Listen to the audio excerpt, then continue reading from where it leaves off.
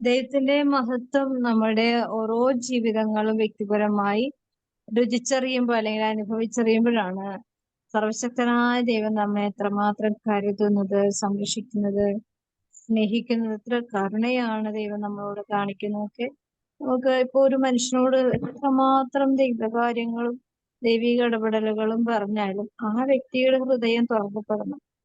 അല്ല, ആ വ്യക്തിയുടെ ഹൃദയം ദൈവത്തിന്റെ കൃപയാൽ തുറക്കപ്പെടുമ്പോൾ മാത്രമേ ദൈവീകമായ സഹായം എത്രത്തോളം വലുതായിരുന്നു എന്റെ ജീവിതത്തിൽ എന്ന് തിരിച്ചറിയുള്ളൂ.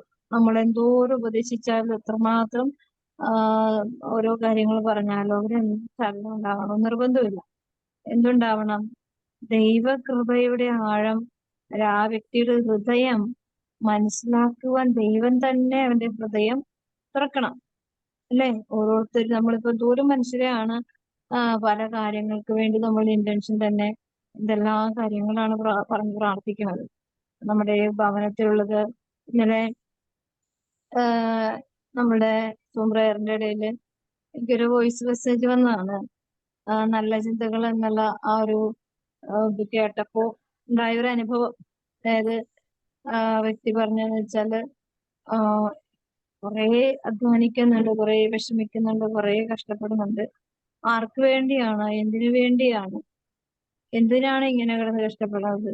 ആർക്കാണ് ഉപകാരം? എനിക്ക് എന്തെങ്കിലും ഉപകാരം ഉണ്ടോ? എന്നിങ്ങനെ ചിന്തിച്ചിങ്ങനെ വിഷമിച്ചിരിക്കുമ്പോഴാണ് നല്ല ചിന്തകളില് പ്രതിഫലിയുടെ ഉദ്ദേശ ലക്ഷ്യം ഉണ്ടായിരിക്കണമെന്നുള്ള ഒരു മെസ്സേജോട് കൂടിയ നല്ല ചിന്തകൾ വന്നു. അത് കേട്ടപ്പോഴേക്കും ദൈവത്തിന്റെ ശബ്ദം കേൾക്കുന്ന പോലെ ഒരു മനസ്സിന് അന്നേരം ഉണ്ടായ ഒരു വിഷമം, വേദന. ചിലപ്പോ നമ്മള് ഒത്തിരി കഷ്ടപ്പെടുന്നുണ്ടാവും, ഒത്തിരി പ്രാർത്ഥിക്കുന്നുണ്ടാവും, ഒത്തിരി നമ്മൾ അധ്വാനിക്കുന്നുണ്ടാവും. പക്ഷെ ആർക്ക് വേണ്ടിയാണ്? എന്തിനാണ്? ആരാണ് ഇതിനൊക്കെ ശ്രദ്ധിക്കുന്നത്? ആരാണിത് സ്വീകരിക്കുന്നത്? ആരാണിത് നന്മയായിട്ട് മനസ്സിലാക്കുന്നത്? നമുക്ക് തന്നെ പ്രാർത്ഥിക്കുമ്പോൾ പോലും നിരാശ വരാതെ, ഒത്തിരി പ്രാർത്ഥിക്കുന്നുണ്ടെങ്കിലും ഫലം കാണാതെ വരുമ്പോഴേക്കും നമുക്ക് വലിയ നിരാശ വരാൻ സാധ്യത ഒത്തിരി ഏറെയുള്ള അനുഭവങ്ങൾ ഉണ്ടാവാം. പക്ഷെ നമ്മള് സത്യസന്ധമായിട്ടാണ് ചെയ്യുന്നത്, പ്രവർത്തിക്കുന്നത്, പ്രാർത്ഥിക്കുന്നത്, അധ്വാനിക്കുന്നതെങ്കിൽ അതിന്റെ പ്രതിഫലം ദൈവത്തിന്റെ കരുണകളിൽ നിന്ന് ആർക്കും തട്ടിയെടുക്കാൻ പറ്റില്ല. ആ ഒരു തിരിച്ചറിവ് നമ്മളെ ഒരുപാട് ആശ്വസിപ്പിക്കും. കാരണം ദൈവം എന്ന് പറയുന്നത് നമ്മളൊരു സാധാരണ ബുദ്ധി കൊണ്ട് ചിന്തിച്ച എത്തുന്ന ഒരു കാര്യമല്ല. അപ്പോ അവിടെ ദൈവീകമായ കൃപകൾ കൊണ്ട് നമ്മുടെ ബുദ്ധിയെ സഹായിച്ച് കൊണ്ടാണ് നമ്മുടെ ബുദ്ധിയെ പ്രകാശിപ്പിക്കണമേ എന്ന് നമ്മൾ പ്രാർത്ഥിക്കുന്നത്. അപ്പോ ബുദ്ധിയെ പ്രകാശിപ്പിക്കുമ്പോഴാണ് ദൈവകൃപയുടെ ആഴവും ദൈവം നൽകുന്ന കരുണയും ഒക്കെ സ്വീകരിക്കുന്നത്. അപ്പൊ നമ്മള് ഈ കാലഘട്ടത്തിൽ മനുഷ്യരുടെ ഹൃദയങ്ങളെ തുറക്കപ്പെടാതിരിക്കുമ്പോൾ കർത്താവെ അവരുടെ ചിന്തകളെ ദൈവീക ജ്ഞാനത്താൽ പ്രകാശിപ്പിക്കണമേ, ദൈവീക കൃപകളാൽ നിറയ്ക്കണമേ. ദൈവത്തിന്റെ സഹായം എത്രമാത്രം വലുതാണെന്ന് ഓരോ മനുഷ്യരറിയുവാൻ അവരുടെ ചിന്തകളെ ദൈവവിചാരത്തോടെ ആക്കണമേ എന്നൊക്കെ നമ്മുടെ ഈ ചെറിയ ബുദ്ധി കൊണ്ട് നമ്മള് ദൈവീക കൃപയാൽ നമ്മള് ആ ദൈവത്തെ ആശ്രയിച്ച് പ്രാർത്ഥിക്കുമ്പോൾ നമ്മുടെ ദൈവത്തിന്റെ കരുണ ഓരോ മനുഷ്യരും അനുഭവിച്ചു. നമ്മളിൽ തന്നെ ഒത്തിരി വിഷമങ്ങളുണ്ട്, ഒത്തിരി വേദനകളുണ്ട്. കാരണം നമ്മൾ ഒത്തിരി അധ്വാനിക്കുമ്പോഴൊക്കെ നമുക്ക് നേരെ തിരിച്ചാണ് പ്രതിഫലം കിട്ടുന്നത്. ചിലപ്പോ ദൈവം അങ്ങനെയാണ് നിശ്ചയിച്ചിരിക്കുന്നതെങ്കിൽ നമ്മൾ അങ്ങനെ തന്നെ അനുഭവിക്കണം. കാരണം പരിശുദ്ധ അമ്മയെ നോക്കിയാൽ മതി. അമ്മ ഒത്തിരിയേറെ ഈ ലോകത്ത് ദൈവീകമായ പരിശുദ്ധിയിൽ ജീവിച്ചിട്ടും ഈ ലോകത്തിന്റെ അശുദ്ധിയും ആരോഗ്യം ആക്രമിക്കുമ്പോഴും അമ്മ തന്റെ ഹൃദയത്തിൽ ദൈവത്തിന്റെ മുമ്പിൽ കൊടുത്ത ദൈവീക ജീവനെ മുറുകെ പിടിച്ചുകൊണ്ടാണ് അമ്മ മുമ്പോട്ട് പോയത്. അപ്പോ മനുഷ്യകുലത്തില് എങ്ങനെ ദൈവത്തിന്റെ കൃപയുള്ള ഒരു വ്യക്തി എങ്ങനെ ജീവിക്കണം എന്ന് നല്ല മാതൃക കാണിച്ചെന്ന ഒരമ്മ നമുക്കുണ്ട്. അതുകൊണ്ട് പ്രത്യേകമായിട്ട് നമുക്ക് പരിശുദ്ധ അമ്മയുടെ ബലഹൃദയത്തോട് ചേർത്ത് വെച്ച് നമ്മുടെ സങ്കടങ്ങളും വേദനകളും ചേർത്ത് വെച്ച് തന്നെ പ്രാർത്ഥിച്ചു പോകുവാനുള്ള കൃപയ്ക്കായിട്ടും ദൈവീക സംരക്ഷണം എല്ലാ മനുഷ്യർക്കും ലഭിക്കുന്നതിനുള്ള അനുഗ്രഹത്തിനായിട്ടും പ്രാർത്ഥിക്കാം. എൽസി വായിക്കാമോ? മറിയത്തിന് സ്തോത്രഗീതം.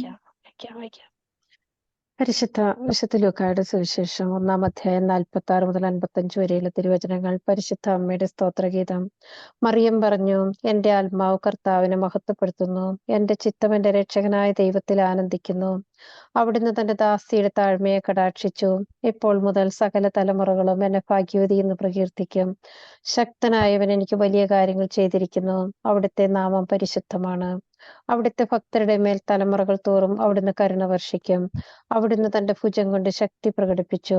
ഹൃദയവിചാരത്തിൽ അഹങ്കരിക്കുന്നവരെ ചിതറിച്ചു. ശക്തന്മാരെ സിംഹാസനത്തിൽ നിന്ന് മറിച്ചിട്ടു. എളിയവരെ ഉയർത്തി. വിശക്കുന്നവരെ വിശിഷ്ട വിഭവങ്ങൾ കൊണ്ട് സംതൃപ്തരാക്കി. സമ്പന്നരെ വെറും കൈയോടെ പറഞ്ഞയച്ചു. തന്റെ കാരുണ്യം അനുസ്മരിച്ചുകൊണ്ട് അവിടുന്ന് തന്റെ ദാസനായ ഇസ്രായേലിനെ സഹായിച്ചു. നമ്മുടെ പിതാക്കന്മാരായ അബ്രാഹത്തോടും അവന്റെ സന്തതികളോടും എന്നേക്കുമായി ചെയ്ത വാഗ്ദാനം അനുസരിച്ച് തന്നെ. നമ്മുടെ കർത്താവായ ശംശിഹായ്ക്ക് സ്തുതി. ദൈവവചനമാണ് നാം കേട്ടത്. നമുക്ക് ദൈവത്തെ സ്തുതിക്കാം. നമുക്ക് പരിശുദ്ധ അമ്മയുടെ ഹൃദയത്തിലും ഇതുപോലെ ഒരുപാട് അനുഗ്രഹങ്ങളിൽ നിറവിലാണ് അമ്മ ജീവിച്ചെങ്കിലും ജീവിതം വലിയ സങ്കടങ്ങളുടെയും സംഘർഷങ്ങളുടെയും നടുവിലാണ്. പക്ഷെ നമുക്ക് അതിജീവിക്കുവാൻ ഒരു അതിജീവിത ജീവിതം നമുക്ക് മുമ്പിലുള്ളത് കൊണ്ടാണ് സ്വർഗത്തിൽ ഇത്രമാത്രം ധൈര്യം. ഈ അമ്മയിൽ കൂടി എല്ലാ മനുഷ്യരും രക്ഷപ്പെടുമെന്ന് വ്യക്തമായി ദൈവത്തിന് നന്നായിട്ട് അറിയാം. പക്ഷെ അമ്മയുടെ ആ കരുണയിലേക്ക് സ്നേഹത്തിലേക്ക് ഒന്ന് അടുക്കുവാനായിട്ടാണ് ദൈവം നമ്മളെ ഏറ്റവും കൂടുതൽ പ്രചോദിപ്പിക്കുന്നത്. കാരണം ഇപ്പൊ നമ്മളുടെ ഒരു കുട്ടി നമ്മുടെ കയ്യിൽ നിന്ന് നഷ്ടപ്പെട്ടു പോയി. നമ്മുടെ ഇപ്പൊ ഇന്നലെ ഞാനൊരു വീഡിയോ കണ്ടതാണ്.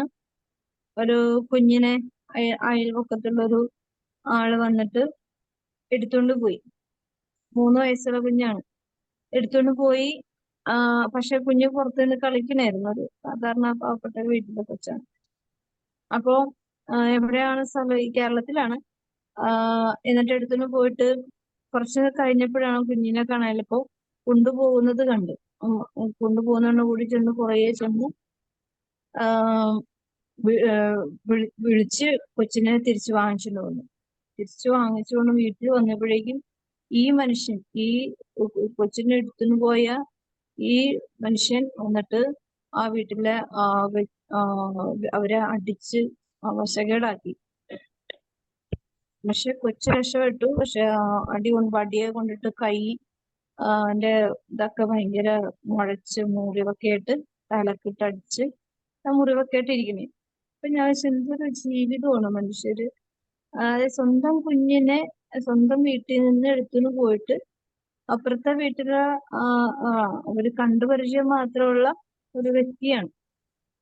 അപ്പോ അത്രമാത്രം ആക്രമണാസക്തമുള്ള ഒരു ജീവിതത്തിന്റെ നടുവിൽ നമുക്കൊരു സുരക്ഷിതത്വം ഇല്ല.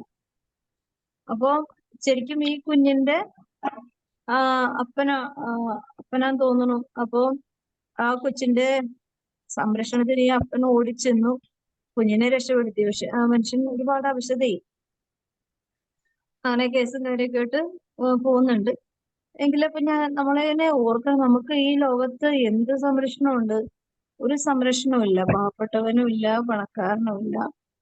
പലവിധ അപകടത്തിന്റെ നടുവിൽ കൂടി നമ്മൾ ഒരു ഭയപ്പാടോടുകൂടി ജീവിക്കേണ്ട ഒരു കാലഘട്ടമാണ്. പരിശുദ്ധ അമ്മ ജീവിച്ചപ്പോഴും ഇതേ അവസ്ഥയായിരുന്നു. പരിശുദ്ധ അമ്മക്ക് അന്നത്തെ റോമൻ സാമ്രാജ്യത്തിന്റെ ഭരണത്തിന്റെ കീഴില് ജനജീവിതം വളരെ ക്ലേശപൂരിതമായിരുന്നു. പിന്നെ നഷ്ടസൗഭാഗ്യങ്ങളില്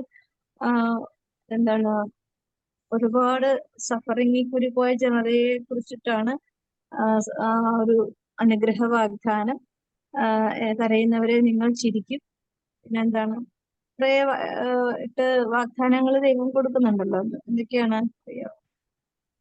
ആത്മാവിൽ ദരിദ്രഭാഗ്യവാന്മാർ അവർ ദൈവത്തെ കാണും. അങ്ങനെ കുറച്ച് കാര്യങ്ങള് ഇത്തിരി വിലപിക്കുന്നവരെ നിങ്ങൾ ഭാഗ്യവാന്മാർ എന്നൊക്കെ പറഞ്ഞിട്ട് കുറച്ച് ഇതുണ്ടല്ലേ. ശരിക്കും ഇതുപോലത്തെ ഒരു ജീവിതമാണ്. ആരും സഹായിക്കാനില്ല. ആരുടെയും ജീവിതത്തില് സഹായിക്കാനൊരു കരമില്ല. അതുകൊണ്ടാണ് മിശിഹ വരും എന്നുള്ള പ്രത്യാശയോടുകൂടെ കാത്തിരുന്നത്. മിശിഹ വന്നതോ ഒരു പാവപ്പെട്ട ഒരു സ്ത്രീയുടെ ജീവിതത്തിലേക്ക്. പക്ഷെ അന്നും ഒരു കന്യകയായ ഒരു സ്ത്രീയുടെ ഉദരത്തിൽ ഉരുവാക്കപ്പെട്ടു എന്ന് പറയുമ്പോൾ അന്നും ഒരാളും വിശ്വസിക്കില്ല. പക്ഷെ കല്ലെറിഞ്ഞ് കൊല്ലാൻ സാധ്യതയുണ്ടായിരുന്നിട്ടും അമ്മ ദൈവത്തിന്റെ കൃപയിൽ ആശ്രയിച്ച് ധൈര്യപൂർവ്വം മുന്നോട്ട് പോയതാണ്. അപ്പോ ഈ കാലഘട്ടത്തിന്റെ പ്രതിസന്ധിയിലും ഓരോ മനുഷ്യരുടെ വേദനകളും പ്രതിസന്ധികളും ജീവിത ദുരിതവും ദാരിദ്ര്യവും സഹായമില്ലാതെ വളരെ ദുരിതപൂർണമായ ജീവിതം ഓരോ മനുഷ്യരുടെ ജീവിതം കേൾക്കുമ്പോൾ നമ്മൾ വിചാരിക്കും നമ്മൾ എത്രയോ അനുഗ്രഹമാണ് നമ്മുടെ ജീവിതം, അത്രയൊന്നും നമുക്ക് സഹിക്കേണ്ടി വന്നിട്ടില്ലല്ലോ എന്നിങ്ങനെ. ഓരോരുത്തർക്കും ഓരോ കുരിശുകളാണ്. എല്ലാവർക്കും അവരവരുടെ ജീവിതത്തിൽ ഓരോരോ സങ്കടങ്ങളും വേദനകളും ഉണ്ട്. ചേർത്ത് വെച്ച് വായിക്കുമ്പോൾ നമ്മൾ അത്രയും അനുഭവിക്കുന്നില്ല. അപ്പോൾ ലോകത്തിൽ വെച്ച് ഏറ്റവും കൂടുതൽ അനുഭവിച്ച് തന്നെ ദൈവത്തിന്റെ അമ്മ തന്നെ.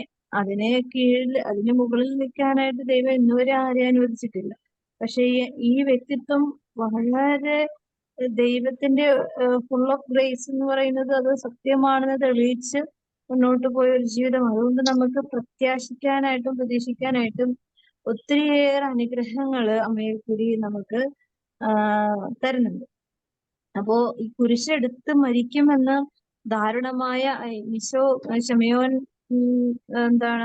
ദേവാലയത്തിൽ വെച്ച് പ്രവചിക്കുന്നുണ്ട്.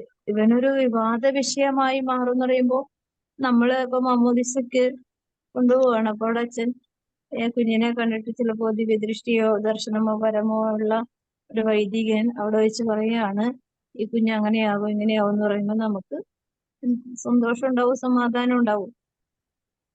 നല്ലത് പറഞ്ഞാൽ ചിലപ്പോൾ നമ്മൾ സന്തോഷിക്കും. പക്ഷെ മോശമായ കാര്യങ്ങളോ വേദനിക്കാനിടയുള്ള കാര്യങ്ങളോ പറഞ്ഞു കഴിഞ്ഞാൽ നമ്മൾ എന്ത് ചെയ്യും? കുഞ്ഞിന്റെ ഓരോ വളർച്ചയിലും നമ്മൾ വല്ലാതെ വേദനയോടും ഉത്കണ്ഠയോടും ഭയത്തോടും കൂടെ ആയിരിക്കും ആ കുഞ്ഞിന്റെ വളർച്ചയെ നമ്മൾ നോക്കിക്കാണുന്നത്, അല്ലേ? അതെ അതെ. അപ്പോ അതുപോലെ അത് ഹൃദയത്തിൽ സംഗ്രഹിച്ചൊരമ്മയാണ്. കടന്നു വരാനായിട്ട് സാധ്യതയുള്ളതും വരും എന്നുറപ്പുള്ളതുമായ ഒരുപാട് പ്രവചനങ്ങളെ ഹൃദയം കൊണ്ട് സംഗ്രഹിച്ച് ഹൃദയത്തിൽ മനനം ചെയ്ത് ഓരോ ചലനവും ഓരോ പ്രവൃത്തിയും ഓരോ ദിവസവും കടന്നു പോകുമ്പോൾ ഈ നടക്കാൻ പോകുന്ന കാര്യങ്ങളെ കുറിച്ച് അമ്മ നടപ്പാക്കാൻ പോകുന്ന സമയങ്ങളെ കുറിച്ച് വ്യക്തമായ ധാരണയുള്ളത് കൊണ്ടാണ് കുരിശിന്റെ ചുവട്ടിൽ അത്ര ദൃഢനിശ്ചയതയോടുകൂടെ അമ്മ നിലകൊണ്ടത്. അപ്പോ എല്ലാ തിന്മയെയും ദൈവകരങ്ങളിൽ, ദൈവത്തിന്റെ മുമ്പിൽ എല്ലാ പ്രതിസന്ധിയെയും ദൈവകരങ്ങളിൽ സമർപ്പിച്ചത് കൊണ്ട് അമ്മയ്ക്ക് പൂർണ്ണമായ വിജയം ലഭിക്കുവാൻ ദൈവം സഹായിക്കണം എന്നുള്ള ഒരു ഉറച്ച ബോധ്യത്തിലൂടെ അങ്ങനെയാണ് പരിശുദ്ധ അമ്മ മുന്നോട്ട് പോയിക്കൊണ്ടിരുന്നത്. അപ്പൊ സ്വന്തം ശക്തിയിലോ കഴിവിലോ ഒന്നും അമ്മ ആശ്രയിച്ചിരുന്നില്ല. അതുകൊണ്ടാണ് ഓരോ ദിവസവും സഹിക്കേണ്ടി വരുന്ന സഹനങ്ങളെ അതിജീവിക്കുവാനുള്ള കൃപ തരണമേ എന്ന്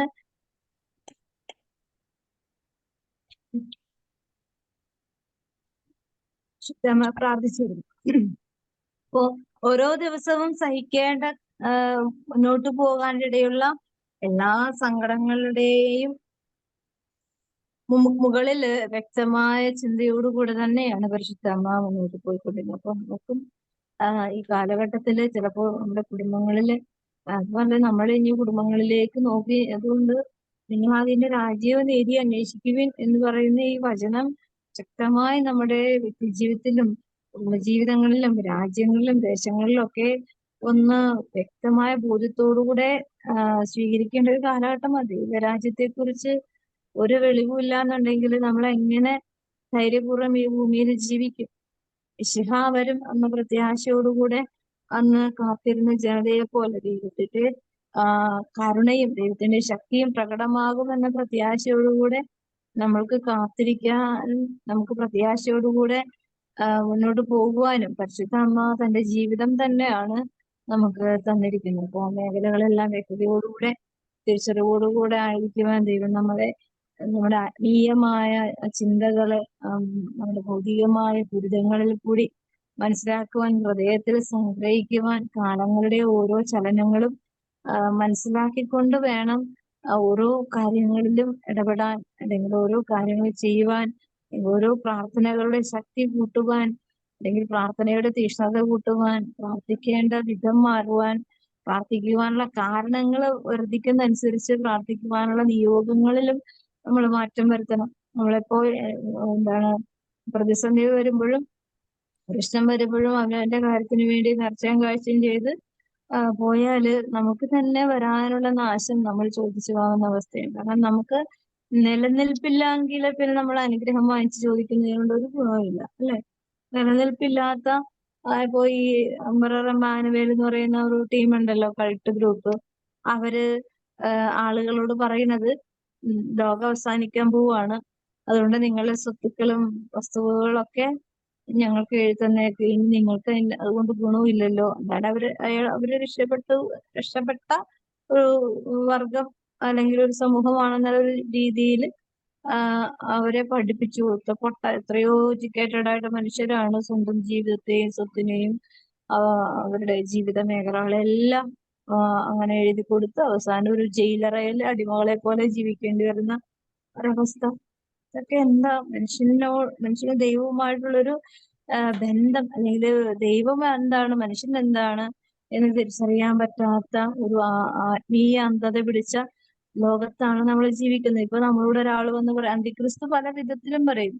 കർത്താവ് പറയണത് ജാഗ്രതയോടെ ആയിരിക്കാൻ പറയുന്നുണ്ട്. പല വിധത്തിലും നിങ്ങളെ വഴിതെറ്റിക്കുവാനായിട്ട് എല്ലാ മനുഷ്യന്റെ ദുർബല ചിന്തകൾ എത്രമാത്രം ഉണ്ടെന്ന് ദൈവത്തിന് നന്നായിട്ട് അറിയാം. അതുകൊണ്ടാണ് കുറച്ച് പൊടിക്കൈയൊക്കെ കാണിച്ച് അനുഗ്രഹങ്ങൾക്ക് വേണ്ടിയും മറ്റു കാര്യങ്ങളൊക്കെ കാണിച്ച് ചെറിയ ചെറിയ തട്ടിപ്പും വെട്ടിപ്പൊക്കെ കാണിച്ച് അനുഗ്രഹങ്ങളായിട്ട് മാറ്റി മനുഷ്യരുടെ ഹൃദയം എടുക്കും. പിന്നെ ഹൃദയം അവൻ സ്വന്തമാക്കി കഴിഞ്ഞാൽ അവന്റെ ഹൃദയത്തിൽ കയറിയിരിക്കാൻ ഒരു സ്പേസ് കൊടുത്തു കഴിഞ്ഞാൽ അവന്റെ സർവ്വതും സ്വന്തമാക്കുവാൻ നിമിഷ നേരങ്ങൾ മതി. അതുകൊണ്ടാണ് ഹൃദയത്തിൽ ദൈവം ഇറങ്ങി പോകാനായിട്ട് നമ്മൾ ഉന്തിത്തള്ളി മാറ്റിയാലേ ദൈവം ഇറങ്ങിപ്പോവുള്ളൂ. പക്ഷെ ഇറങ്ങിപ്പോയാലും നമ്മളുടെ ഹൃദയത്തിന്റെ വാതിപ്പടിക്കൽ നിൽക്കും. അതുകൊണ്ടാണ് ആരെങ്കിലും എന്റെ വാക്ക് കേട്ട് വാതിൽ തുറന്നു തന്നു കഴിഞ്ഞാൽ ഞാൻ അകത്തേക്ക് വരും. ഇപ്പോഴും നമ്മളെ വിട്ടു പോവില്ല, പുറത്ത് നിൽക്കുന്നുണ്ട് കർത്താവ്. പക്ഷെ ഇതൊന്നും അറിയാതെ ഈ ലോകം സ്വന്തം ആഗ്രഹങ്ങളുടെ, ജീവിതങ്ങളുടെ, മോഹങ്ങളുടെ വലയങ്ങളിൽ വിട്ടു പോകുന്നത് കൊണ്ട് പിടികിട്ട അവസ്ഥ പോലെയാണ് ജീവിതങ്ങൾ പോയിക്കൊണ്ടിരിക്കുന്ന മേഖലകളെ. കാലഘട്ടത്തിന്റെ മക്കൾക്കൊന്ന് തിരിച്ചറിയാനുള്ള സഹായത്തിനായി ദൈവത്തിന്റെ കൃപകൾക്ക് വേണ്ടി യാചിക്കുവാൻ, ഒരു വലിയ വിശുദ്ധ സമൂഹം ഉണരുവാനും പ്രാർത്ഥിക്കുവാനും പരിത്യാഗം ചെയ്യുവാൻ ഈ നോമ്പുകാലത്ത് നമ്മളെ കൊണ്ട് സാധിക്കുന്നത് പോലെ ഉണർന്നിരുന്ന് പ്രാർത്ഥിക്കുവാൻ ദൈവം തന്നെ നമ്മളെ സഹായിക്കട്ടെ. നമുക്ക് ഈശോ നൽകുന്ന തിരുവചന ഭാഗം പ്രഭാഷകൻ 39-ാം അധ്യായത്തില് 34-ാമത്തെ തിരുവചന ഭാഗം. ഒന്ന് മറ്റൊന്നിനേക്കാൾ മോശമാണെന്ന് പറയാനാവില്ല, ഓരോന്നും യഥാകാലം നന്മയായി തെളിയും. അതായത് ഒന്ന് മറ്റൊന്നിനേക്കാൾ മോശമാണെന്ന് പറയാനാവില്ല, ഓരോന്നും യഥാകാലം നന്മയായി തെളിയും. ഈ വചനം എല്ലാ കാലഘട്ടത്തിലും ഉപയോഗിക്കാൻ പറ്റിയൊരു വചനഭാഗമാണ്. എന്താണ് ഒന്ന് മറ്റൊന്നിനേക്കാൾ മോശം? ഈശോയുടെ കുരിശ് തന്നെ നമുക്ക് നോക്കാം. ഈശോയുടെ കുരിശ് എന്താണ് ആദത്തിന്റെ പാപത്തിനെ കുറിച്ച് നോക്കുമ്പോൾ അവിടെ തുടങ്ങുന്നുണ്ട് നമ്മുടെ രക്ഷകന്റെ വരവിന് വേണ്ടിയുള്ള ഒരു പാപം, അല്ലെങ്കിൽ വിശുദ്ധ പാപം എന്ന് പറയാം. ഏദൻ തോട്ടത്തിന്റെ മുമ്പിൽ അനുസരണക്കേട് കാണിച്ചു. അത് ശരിക്കും പറഞ്ഞാൽ അത് കഴിഞ്ഞിട്ട് ഇങ്ങോട്ട് വരുന്നത് മുഴുവനും എന്താണ് ക്രിസ്തു ഭൂമിയിലേക്ക് വരുവാനുള്ള വലിയൊരു എന്താണ് പാപത്തിന്റെ ഒരു കൂട്ടം, പാപത്തിന്റെ ഭീകരത വർദ്ധിച്ച അവസാനമാണ് ഈശോ ഭൂമിയിലേക്ക് ഏറ്റവും മൂർധന്യ അവസ്ഥയിലേക്ക് വന്നത്, അല്ലെ?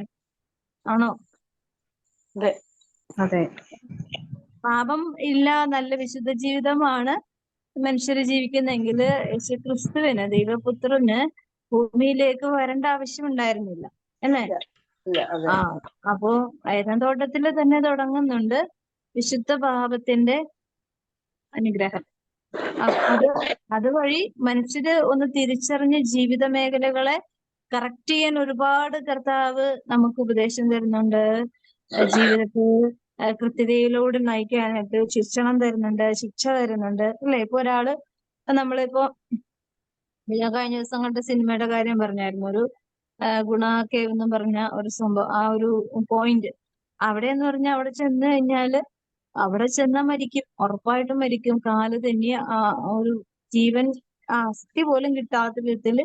പക്ഷെ എന്നിട്ടും ആളുകൾ അങ്ങോട്ട് പോകാൻ എത്രമാത്രം ത്വര എന്താന്ന് വെച്ചാല് എന്താണ്, ഈ ലോകത്തിന്റെ അരൂപിയുടെ അടിമത്തത്തിലായിരിക്കുന്ന എല്ലാവർക്കും അതിനോട് ഒരു ത്വരയുണ്ടാവും അല്ലെ? പാപത്തിന്റെ അടിമ. ഇപ്പൊ ഞാനൊരു എന്താണ് മോശപ്പെട്ട ഒരു സിനിമ കാണണ്ട, സിനിമ കുറേ സമയം ഉണ്ടാവുമല്ലോ. സിനിമ ഏതും കണ്ട ഒരു മോശപ്പെട്ട ഒരു പിക്ചർ കണ്ടു. ആ പിക്ചർ നമ്മളെ എത്രമാത്രം സ്വാധീനിക്കും അല്ലെ?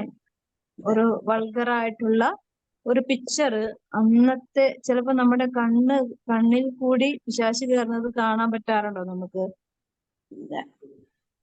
ഇല്ല. ഇങ്ങനെ ഒരു പ്രവൃത്തി ചെയ്താൽ മതി, അപ്പൊ അറിയാൻ പറ്റും.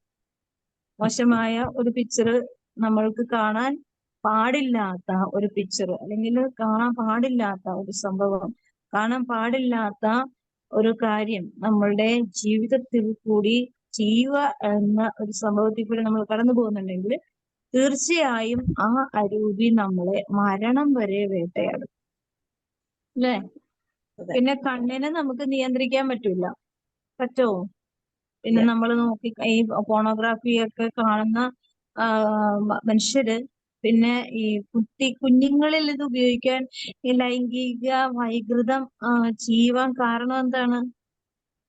അവരുടെ ലൈഫ് സ്റ്റൈലാണ് അല്ലേ? ഒന്നില്ലെങ്കിൽ അവരുടെ ജീവിതത്തില് അവർക്ക് നേരിട്ടിട്ടുള്ള ഈ ലൈംഗിക വൈകൃത ജീവിത അനുഭവങ്ങളിൽ കൂടി അവരിലേക്ക്, അവരുടെ ആത്മാവിലേക്ക് അടിമത്തമായിട്ട് കയറിയിട്ടുള്ള ഈ ദുഷ്ടാരൂപിയുടെ പ്രതിഫലനം. നമ്മളിപ്പോ ഒരു കാര്യം പഠിച്ചു, ഇപ്പൊ നമ്മള് ഒരു ഡ്രൈവിംഗ് പഠിച്ചു. എന്തിനാ ഡ്രൈവിംഗ് പഠിക്കണത്? നമ്മൾ ഓടിക്കാൻ അല്ലെ? ഡ്രൈവിംഗ് പഠിക്കണത് വെറുതെ ലൈസൻസ് കൈ പിടിച്ചു നടക്കാനല്ല. ഡ്രൈവിംഗ് നമ്മുടെ ജീവിത സാഹചര്യങ്ങൾക്ക് ഇത് അത്യാവശ്യമാണ്. ആവശ്യമായി വരുമ്പോൾ നമ്മളത് ചെയ്ത് പരിശീലിച്ച് ഇങ്ങനെ തന്നെ നമ്മളുടെ ജീവിതത്തിൽ പിശാചും ചില മേഖലകളെ ട്രെയിൻ ചെയ്ത് പിന്നെ നമ്മള് അത് ആരില്ലെങ്കിലൊക്കെ ഉപയോഗിക്കണ്ടേ അല്ലേ? ഉപയോഗിക്കണ്ടേ? അതിനാണ് ഇങ്ങനെയുള്ള സാഹചര്യങ്ങളില് മനുഷ്യരെ ആക്രമിക്കണത്.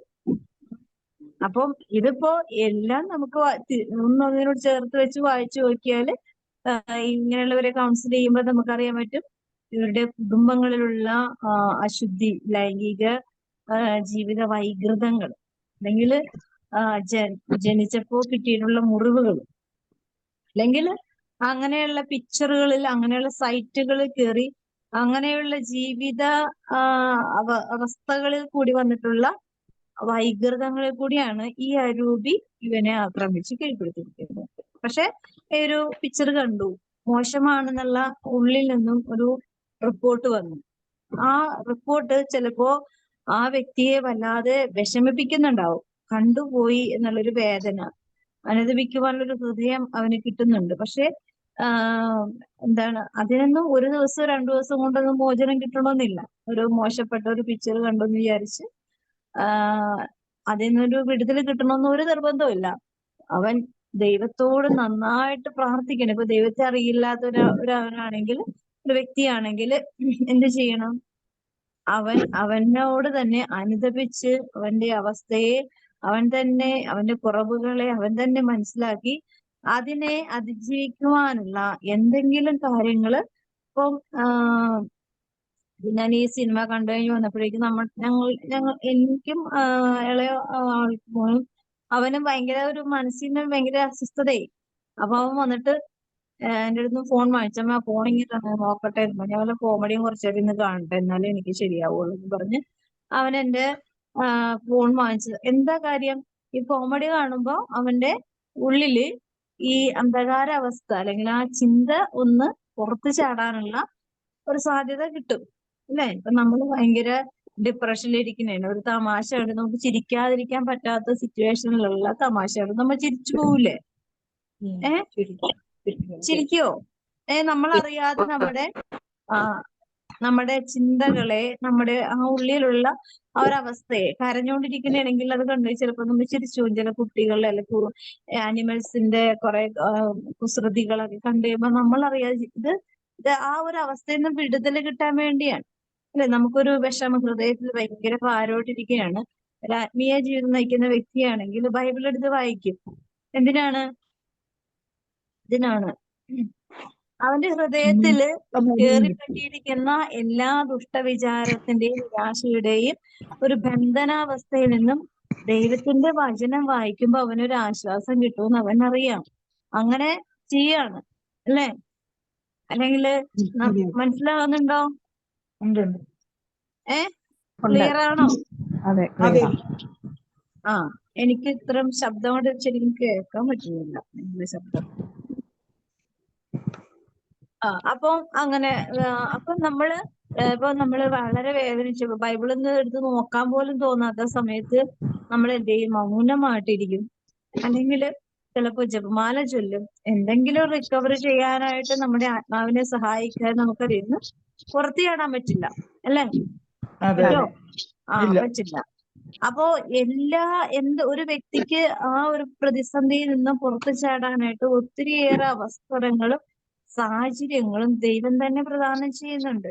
പക്ഷെ അത് നമ്മൾ സ്വീകരിക്കണം അല്ലേ? സ്വീകരിക്കണ്ടേ?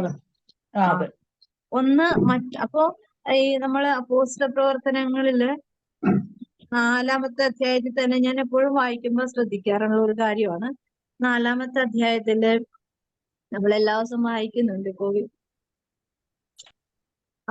ഈ 4:27 വായിക്കാം. അവിടുന്ന് അഭിഷേകം ചെയ്ത് അവിടുത്തെ പരിശുദ്ധദാസനായ യേശുവിനെതിരെ ഹെരോദേസും പന്തിയോസ് പിലാത്തോസും വിജാതീയരോടും ഇസ്രായേൽ ജനങ്ങളോടുമൊപ്പം സത്യമായും ഈ നഗരത്തിൽ ഒരുമിച്ച് കൂടി. എന്താണ്?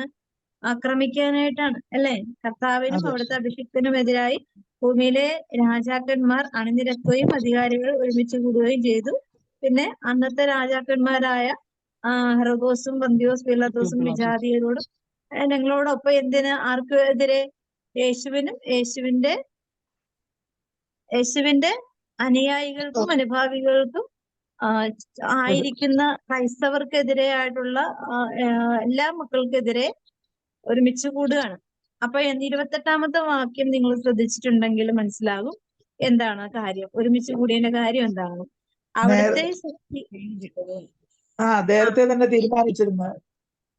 അവിടുത്തെ ശക്തിയും ഹിതവും അനുസരിച്ച് നിശ്ചയിച്ചിരിക്കുന്ന കാര്യങ്ങൾ നിറവേറുന്നതിന് വേണ്ടിയാണ് അവർ ഇപ്രകാരം ചെയ്തത്. അവിടുത്തെ എന്ന് പറഞ്ഞാൽ ആരുടെയാണ്? പിതാവായ ദൈവത്തിന്റെ ശക്തിയും ആഗ്രഹവും അനുസരിച്ച് നിശ്ചയിച്ചിരിക്കുന്ന കാര്യങ്ങൾ നിറവേറുന്നതിന് വേണ്ടിയാണ് ഇങ്ങനെ ഒരു പ്രതിസന്ധിയിൽ കൂടി പോകുവാൻ ദൈവം ഇവരിൽ കൂടി അനുവദിച്ചത്. അപ്പോ ഈ പ്രശ്നം അല്ലെങ്കിൽ ഈ പ്രതിസന്ധി അല്ലെങ്കിൽ ഈ സാഹചര്യം അല്ലെങ്കിൽ ഈ ദുർഘടം പിടിച്ച കാലഘട്ടത്തിൽ കൂടി പോകണമെന്ന് ആരുടെ ഹിതമാണ്? ഹിതമാണ്. അവിടെ കൂടി വെളിപ്പെട്ട് കിട്ടുന്നത് എന്താണ്?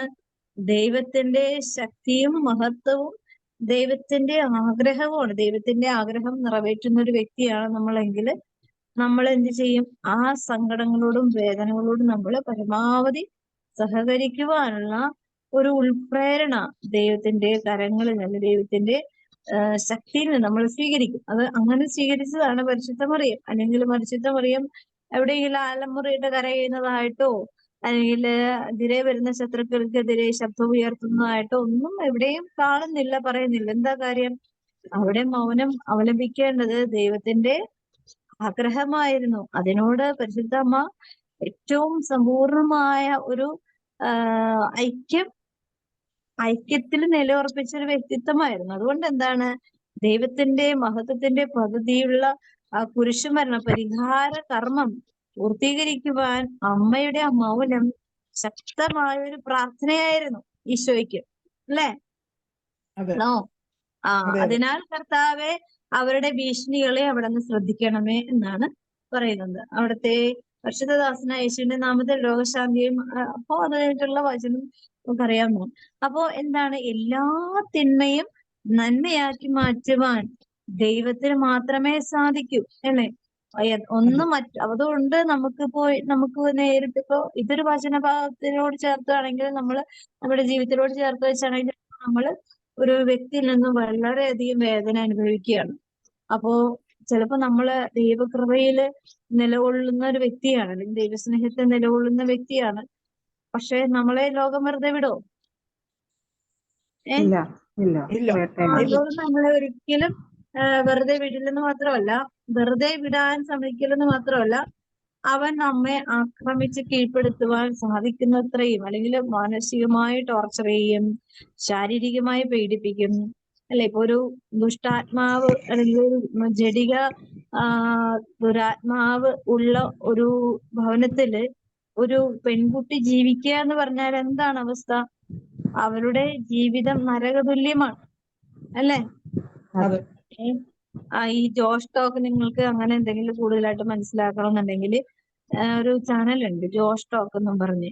ആ ചാനലിൽ ഓരോരുത്തരുടെയും ജീവിത കഥകളാണ്. അത് അതിജീവിച്ച് കടന്നു പോകുന്നവരുടെ കഥകളും കൂടിയാണ്. അത് ചതഞ്ഞെന്ന് പറഞ്ഞ് ജീവിച്ചവരല്ല, ഒരുപാട് സഫറിങ്ങിൽ കൂടി അവര് ജീവിത മേഖലകളെ അതിജീവിച്ച് കടന്നു പോയവരാ.